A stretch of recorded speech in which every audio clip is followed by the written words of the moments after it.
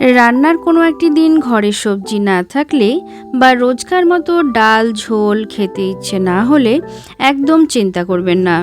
শুধুমাত্র পেঁয়াজ এবং পোস্ত দিয়েও একটি রেসিপি বানানো যায়। নমস্কার বন্ধুরা, আমি মনীষা টিউব কুকিং চ্যানেলে আপনাদের স্বাগত। শুরু করছি আজকের ভিডিও। পেঁয়াজ পোস্ত রেসিপি খুবই সহজ একটি রান্না। পেঁয়াজ পোস্ত বানাতে আমি নিয়েছি এখানে 3টি মিডিয়াম সাইজের পেঁয়াজটাকে আমি কুচি করিনি, চিলি চিকেনের মতো 4 ভাগ করে নিয়েছি। এবার একটি মশলা করে নেব। আমি এই রেসিপির জন্য 50 গ্রাম পোস্ত দানা ব্যবহার করছি। আপনারা চাইলে কম দিতেও পারেন, তাতেও খারাপ লাগবে না, বেশ ভালোই লাগবে। নিজের বাজেট অনুযায়ী পোস্ত নিতে পারেন। প্রথমে পোস্তটাকে শুকনোই ঘুরিয়ে নেব গ্রাইন্ডিং জারে।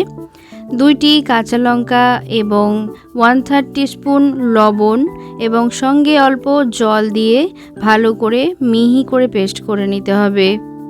শিলে বেটে রেসিপিটা বানালে অসাধারণ হবে, তবে সময়ের অভাবে এই পদ্ধতিতেও ভালো হবে।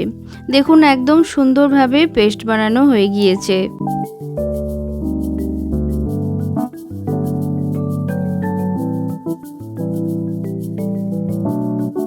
একটি পাত্রে 15 ml সর্ষের তেল গরম করে নিচ্ছি। তাতে একটি গোটা শুকনো লঙ্কা, সামান্য কালো জিরে ফোড়ন দিয়ে 30 সেকেন্ড নাড়াচাড়া করে নেব।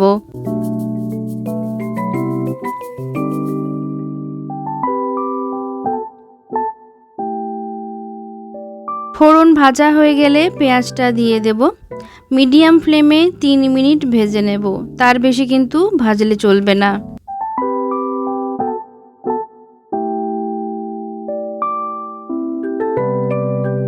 পেঁয়াজ থেকে কাঁচা গন্ধ চলে গেলেই যথেষ্ট। পেঁয়াজ ভাজাও হয়ে যাবে, অথচ ক্রাঞ্চি একটা ভাব থাকবে এর মধ্যে, সেটা দেখে নিতে হবে।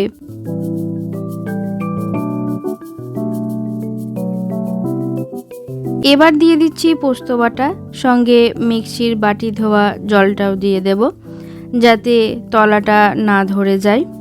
তবে জলটা বেশি ব্যবহার করবেন না। রেসিপিটা আমি তরকারির মতো রাখছি না, একটু ভাজা বা শুকনো ভাব রাখবো এর মধ্যে। সামান্য একটু লবণ এবং অতি সামান্য হলুদ গুঁড়োটা অপশনাল, আপনারা নাও দিতে পারেন।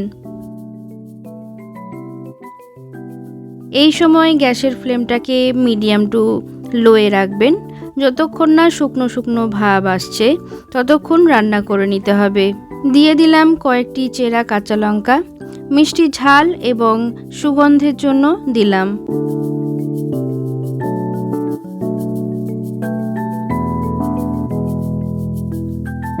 নামমাত্র কয়েক দানা চিনি দিচ্ছি, আপনারা নাও দিতে পারেন, কারণ পেঁয়াজের মধ্যেও মিষ্টি ভাব থাকেই।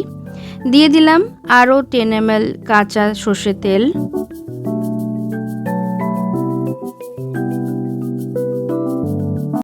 যতক্ষণ না শুকনো হচ্ছে নাড়াচাড়া করে নেবেন।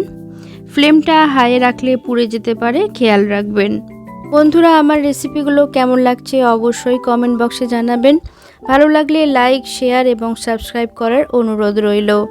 আমার চ্যানেলে দেওয়া পোস্তর অন্যান্য রেসিপিগুলো ডেসক্রিপশন বক্সে লিংক শেয়ার করে দেব, চেক করে নেবেন, আশা করি ভালো লাগবে। দেখুন, রান্নাটা শুকিয়ে গিয়ে একদম ভাজা হয়ে গিয়েছে। রান্না প্রায় শেষের দিকে, পোস্ত একদম ভাজা হয়ে গেছে। তাহলে বন্ধুরা, তৈরি হয়ে গেল আমাদের আজকের রেসিপি পেঁয়াজ পোস্ত। গরম সাদা ভাতের সঙ্গে অসাধারণ লাগবে খেতে। রেসিপি ভীষণই সহজ, বাড়িতে একবার বানিয়ে দেখুন এবং কমেন্ট করতে ভুলবেন না যেন কেমন হয়েছে। আজকের মতো বিদায় নিচ্ছি। ভালো খান, সুস্থ থাকুন আর টিউব কুকিং চ্যানেল দেখতে থাকুন। বাই।